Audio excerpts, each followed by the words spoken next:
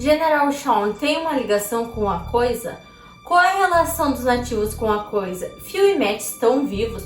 O que Hank estava fazendo na rua Jackson? Bem-vindos a Derry, capítulo 3. Sejam muito bem-vindos ao canal A Hora do Arrepio.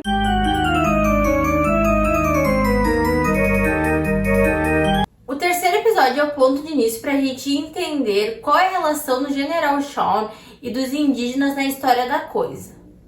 Voltamos para 1908. Somos apresentados a Francis, um garotinho de 12 anos que fica aterrorizado ao ver o homem-esqueleto na sessão de horrores do circo em Derry.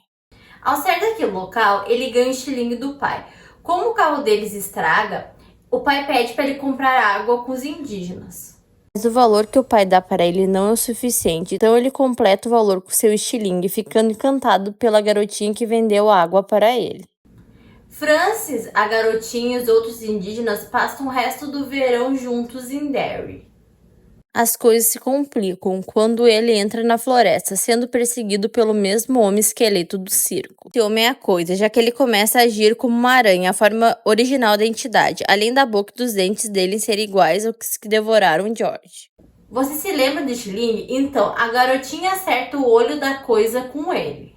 Após conversar com uma amiga camareira do Juniper Hill, Lily sai e decide resolver as coisas com Ronnie. Clint Boris continua tentando colocar Hank próximo à cena dos assassinatos no Capital Cinema. Ele arma uma armadilha, oferecendo cigarro para Hank, que diz preferir uma marca específica de cigarros. É a partir disso que Clint diz ter encontrado um maço de MSI Golds na rua Jackson, próximo ao local dos crimes, associando o Hank aos assassinatos. Em bullying por causa da prisão do pai, tendo seu armário pintado com uma frase relacionada a Hank. Reed fala para Will que o Ronnie foi criado por um assassino psicopata e que ninguém na América é preso injustamente. Além de defender Ronnie, o Will pergunta para o Reed se os dois estão falando do mesmo país. Lily encontra Ronnie tentando tirar o batom vermelho das mãos no banheiro. As duas têm uma breve discussão, mas Lily conta sua ideia para Ronnie sobre fotografar a coisa para provar a inocência de Hank.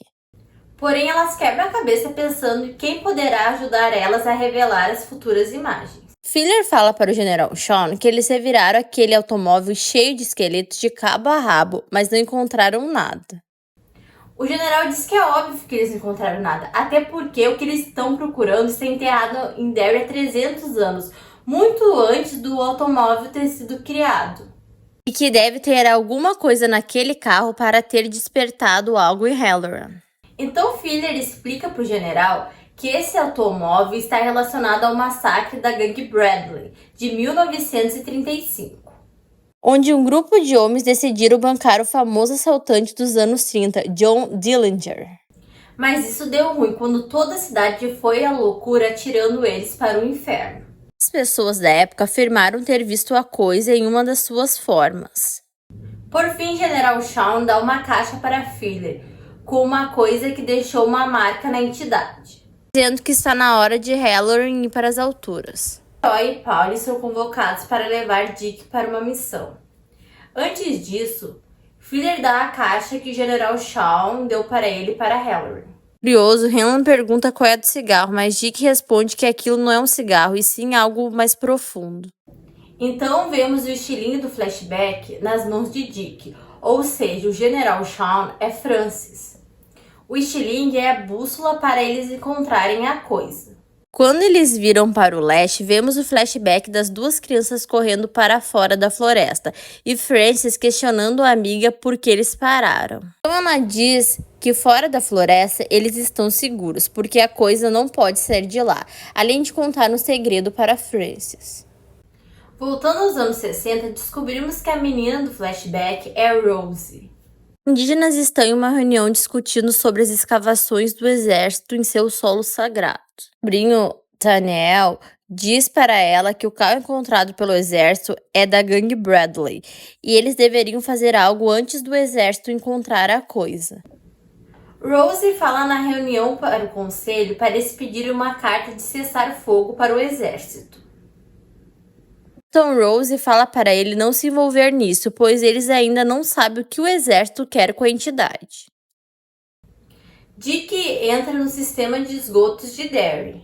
Lá dentro ele se depara com a porta da atração de Pennywise, o palhaço dançarino. Quando a porta se abre, vemos olhos de Pennywise perguntando para Halloran quem ele é. A partir desse momento, a entidade consegue entrar na mente de Dick, mostrando todas as coisas ruins que aconteceram durante a vida de Dick. Quando ele olha para cima, vê uma pilha de ossos e crianças flutuando. Ele se desespera ao ver sua avó flutuando em sua direção, afirmando que a coisa está vindo. Ao tentar sair de lá, ele fica preso em seu transe e abre a porta do avião. Porém, Leroy consegue salvá-lo a tempo e Halloran volta ao normal. General Shawn se encontra com Halloran. E ele diz para o general que a coisa os viu e sabia que eles estavam atrás dela. O general pergunta se Halloran precisa de alguma coisa e ele pede para Shawn encontrar um lugar para ele e os outros soldados negros ficarem.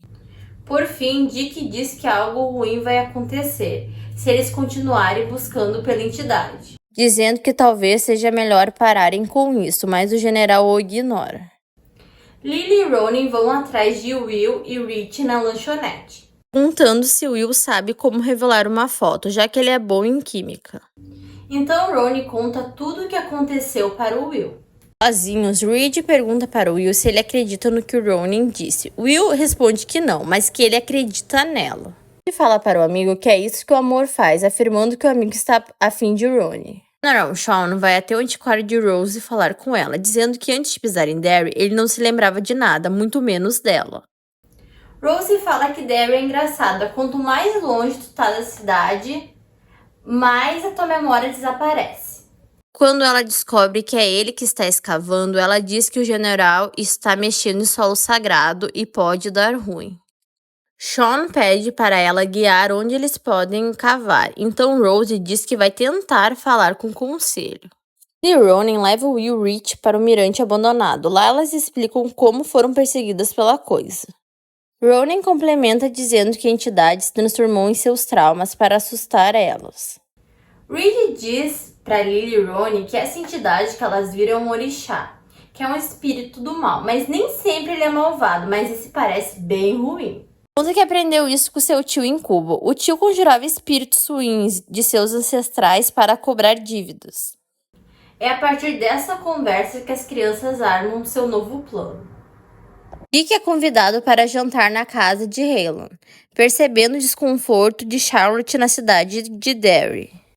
A gente percebe o racismo em Derry, que mesmo Charlotte sendo uma professora de história super qualificada, eles só ofereceram trabalhos secundários para ela. O ativismo de Charlotte incomoda o marido, sabendo que isso pode respingar em seu trabalho. O estranhamento de Leroy quando Dick pergunta sobre Will são os pontos que marcam o jantar.